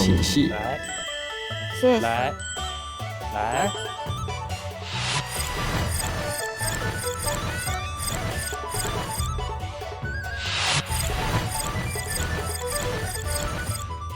本节目由外星人电解质水独家冠名播出。累了充充电，来评外星人。谢谢外星人电解质水对我们的支持。谢谢。下载百变大侦探，随时随地来探案。本节目由社交推理 APP 百变大侦探赞助播出。谢谢。用动感地带芒果卡解锁会员花絮内容，破解更多谜团真相。谢谢。哎呀，真墩长的快递到了啊！还有啊，谁来签收一下子？真墩长的快递到了呀，谁来签收一下子？腿长都没了，不在了。那要不然还我？你先走吧。好嘞，好嘞，拜拜。所以是啥？那我拆开吗？看看呗。拆开之后马上被抓起来了，随便拆别人可以捡。一个 iPad。啥呀？什么意思啊？爱丽丝屯的新生。哦，他写了一本书啊。哟。我本不是文人，但是我愿意将我所有关于爱丽丝屯的探索与试错分享给众多想要振兴家乡的同路人。在我重振爱丽丝屯的过程中，得到了很多支持和帮助，而我的固执也导致了很多不解与误会。但我相信我们的愿望都是一样的。我感谢你们的每一次理解，在此一一致谢。张贼帅，申宝宝必须手续齐全，才能让他后续更有生命力。我已经在帮你申请相关经营手续了。何处寻，你让我们明白了，原来广播不只可以脚踏实地，还能仰望星空。大舞台，我已经开设了儿童歌舞团，你不用向谁证明什么，你就是自己的大舞台。哎呦喂，嚯，这话说的。薰衣草，虽然你是屯外人，但是你对屯里的食物、搓澡的热爱，让我坚信，我坚持的道路是正确的。行行出状元啊！吴春花，你对土地的最纯粹的热爱，让我更加坚定目标，一定让我们的家乡重焕新生。还有太多要感谢的人，不再多言。希望爱丽丝屯这片沃土依旧能孕育出你们这样鲜活的梦想，也愿你们能收获想要的美好生活。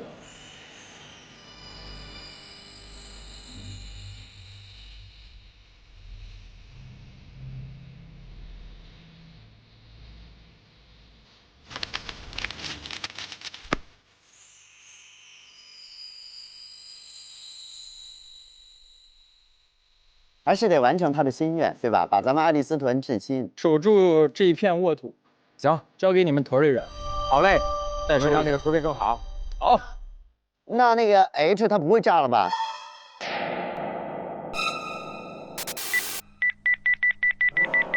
马上给它炸了就没事儿。做薯片儿，我能留点做实验不？你可以留啊。啊，你好好的啊。啊，坚强。行，我会的。我帮你们看着这大土豆。这个屯儿离不了你啊。拜拜，拜拜。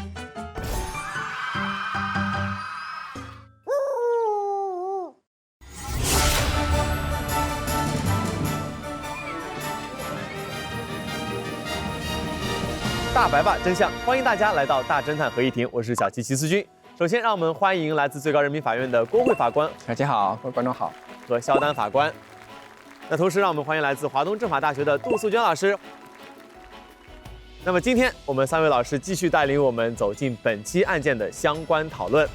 这个故事呢是发生在爱丽丝屯，生活在这里的青年们为了实现自己的梦想而不断的努力耕耘着，但是由于各方的利益的立场不尽相同，难免会爆发各种的矛盾冲突。而一个来自于外星的超级大土豆的来访，将屯中众人的矛盾激化到了一个最高峰。那本期故事呢，就关注在了乡村振兴、传统产业改造升级进程当中面临的重重问题，同时也来探讨科技发展给环境和人性伦理带来的挑战。而本期合议庭也将聚焦于相关的法律和社会议题。大侦探合议庭第7案正式开庭。村长甄享富死于爱丽丝屯旅游发展大会的直播日前夕，而尸体呢被发现在澡堂浴池当中。通过搜证调查发现，该死者真实的身份是来自 W 星球的 X， 而真正的村长呢，则是被 X 杀死之后藏尸澡堂后院的秸秆堆里面。那本案涉及的涉案人员呢很多，而且动线因果关系非常的复杂，所以呢，还是先请法官为我们整个的案件杀人过程当中涉及到了各个主体，分别来进行一个这个量刑和定罪。本期案件中的何处寻，通过对杀人现场的进一步的加工与完善，最后呢是在澡堂中杀死了 X。但是在整个的案件发展过程中，大舞台、薰衣草和吴春花都存在着明确的杀人计划。这几个人呢是没有进行犯意联络和串通的，就是互相彼此是不知道对方要杀死X， 他们也是各自呢独自完成了各自的行动，不管是从主观故意还是从行为上，都满足了刑法第232条故意杀人罪的犯罪构成要件，也就是符合刑法第232条的规定。那么这几个人呢，都分别各自独立构成了故意杀人罪。爱丽丝屯真正的村长真享富呢是死于 X 之手，并且呢还被 X 藏尸在秸秆堆里面。所以也请各位法官来分析一下 X 触犯了哪些法律，他的这个故事里面的外星人身份是否会影响对他的定罪和量刑。X 杀害真享富构成故意杀人罪。X 杀人以后把尸体藏在秸秆堆里。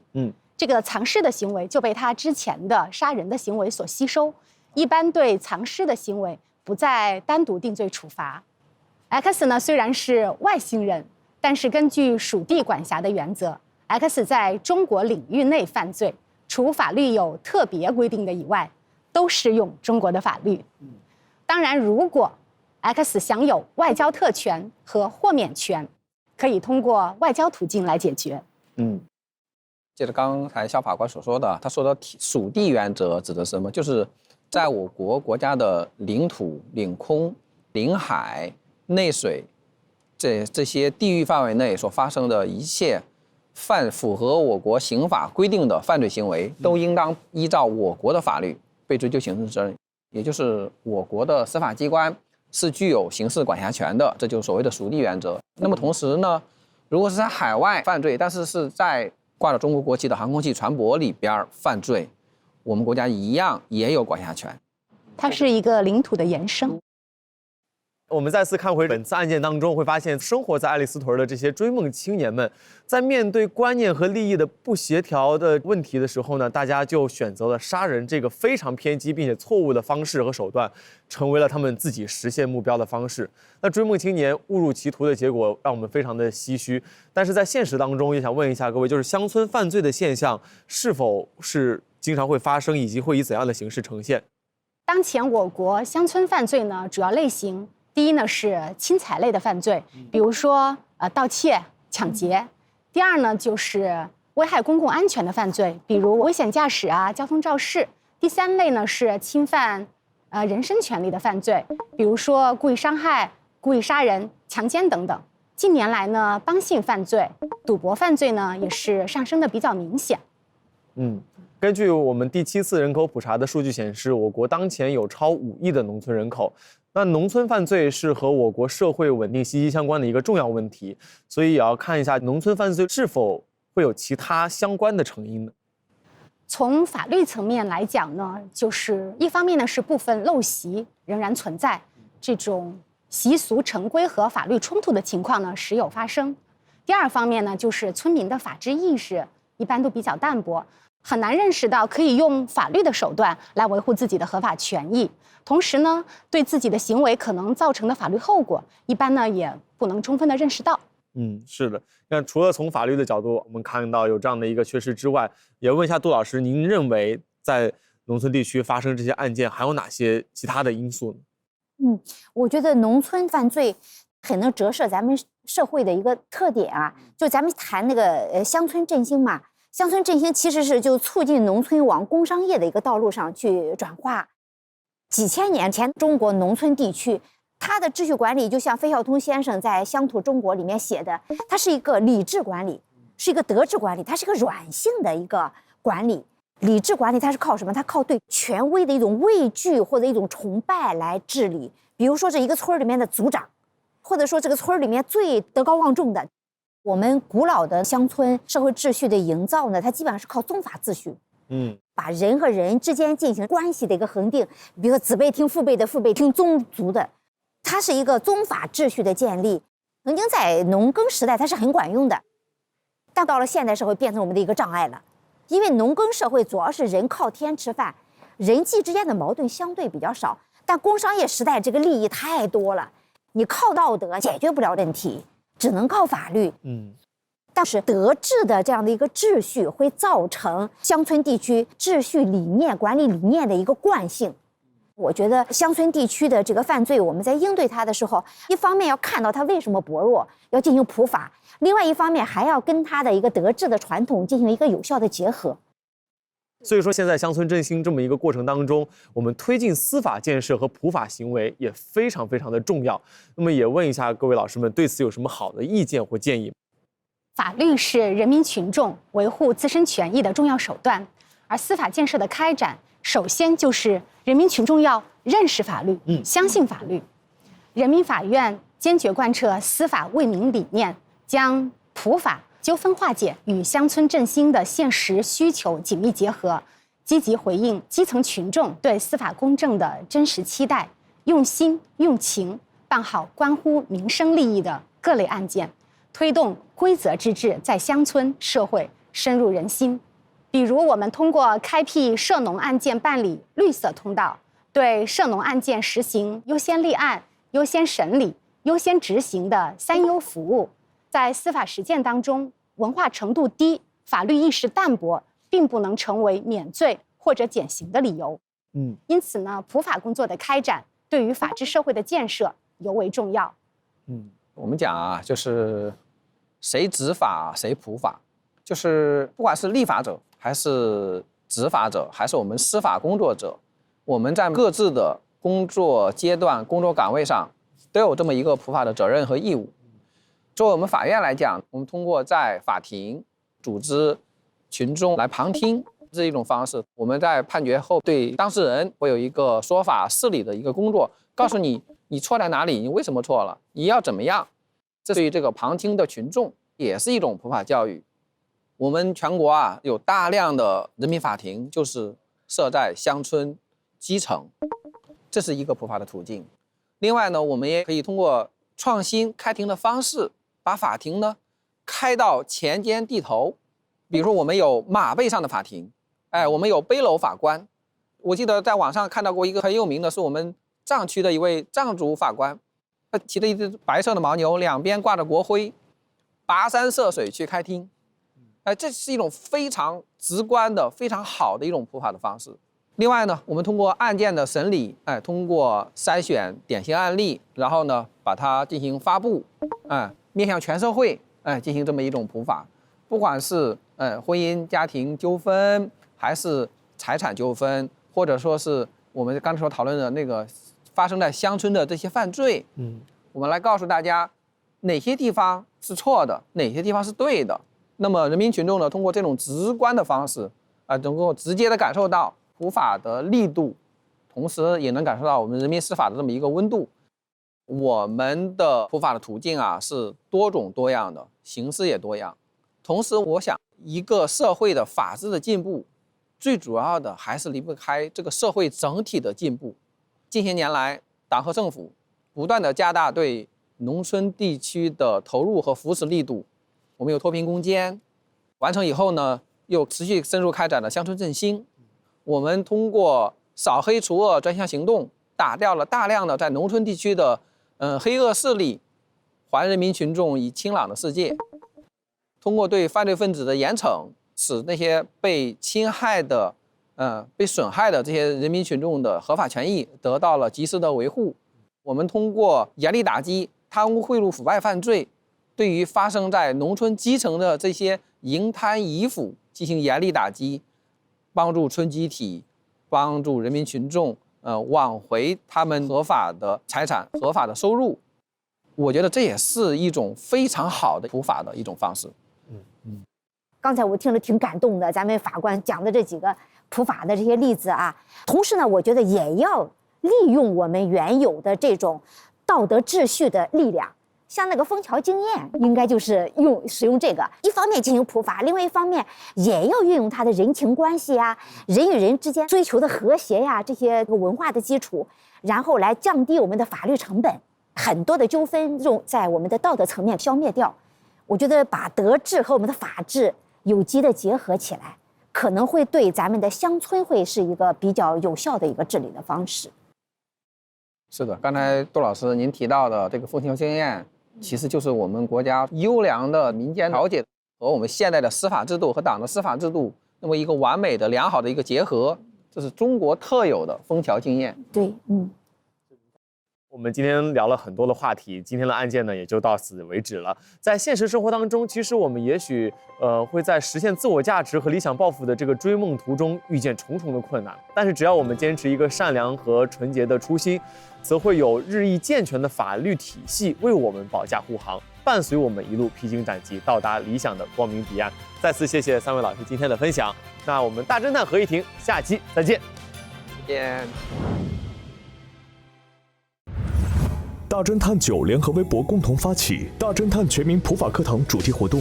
本季大侦探全民普法课堂再度升级 3.0 模式，和北京大学、武汉大学、中国人民大学、中南财经政法大学、西南政法大学、西北政法大学、华东政法大学7所国内知名政法高校共同诚邀全网观众一起分享、讨论节目中的法律知识，以及日常生活中容易忽略的法律常识，推动全民普法教育。上微博带话题大侦探全民普法课堂大侦探，发布相关视频、图片、文字，分享日常生活中容易忽略的法律常识，或观看大侦探合议庭特别节目的观后感，即为成功参与。优秀投稿将有机会在大侦探9节目片尾中呈现。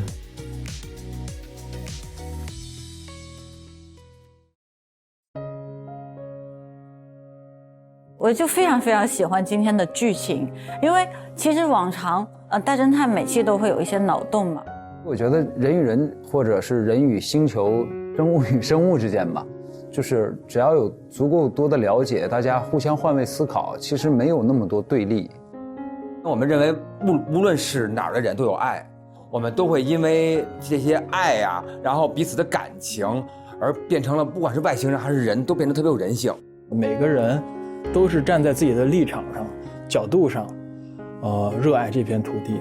我觉得在我们大侦探的这样的众多的故事里面，有这样的元素，其实也是让我们很多的人去感受自己对于家乡的这份依赖和热爱吧。吴春花这个角色吧，我觉得因为我们很多的同学都会向往去到大城市去学习，然后毕业了之后可能还是希望能够在大一点的舞台展示自己的拳脚，但是他却毅然决然的决定说我要回去用武所学，然后回报自己的家乡。我觉得这其实是蛮值得敬佩的一种精神，也是值得很多人去思考自己的人生价值应该在哪里实现，不一定都要在大城市里面实现，其实有很多可以实现自己人生理想的地方。其实我觉得随着年纪越来越成长，发现很多东西是刻在自己 DNA 里面的，是你没有办法改变的。无论过了多久，你再听到乡音，再回想到一些乡愁，都是很容易让你有所感触和感动。我们这个屯里边有各种各样的人，每个人都对家乡有各种的意见和想法，很难说谁是更好，谁是不好。但是我觉得，如果现实中有这样的一个屯的话，可能多元化的发展会让更多的本地人觉得这是一个很美好的家乡，也能吸引一些外乡人爱上这片土地的魅力。像吴春花这种执着于致力自己的家乡，然后从一而终的坚持自己的梦想，不停的在一个领域里耕耘，为了自己从小到大的一个梦想吧，或者是全村致富的希望而拼搏去努力的。每个人都能够脚踏实地，出发点是好的，做到自己力所能及，能够真真正正的为这片土地做的那份力就可以了。哪怕只是小小的，在这个屯子里弄一个儿童的舞台，让大家在这片土地上去展示自己最热爱的东西，那就够了。做更好的自己，不如更好的做自己。就是说，你学会了一条更好的路，然后更加泰然自若，更加让自己知道做自己的样子是什么样。每个人其实都有他自己很执着的部分，这些其实也是时下年轻人的一个群像吧。虽然很多时候我们可能觉得现在的这个年轻人挺会玩的啊，挺开心的，但其实就是自己在乎的事情、认真的事情也是非常非常不含糊的。所以我觉得这个故事里面的这些年轻人写的都特别好。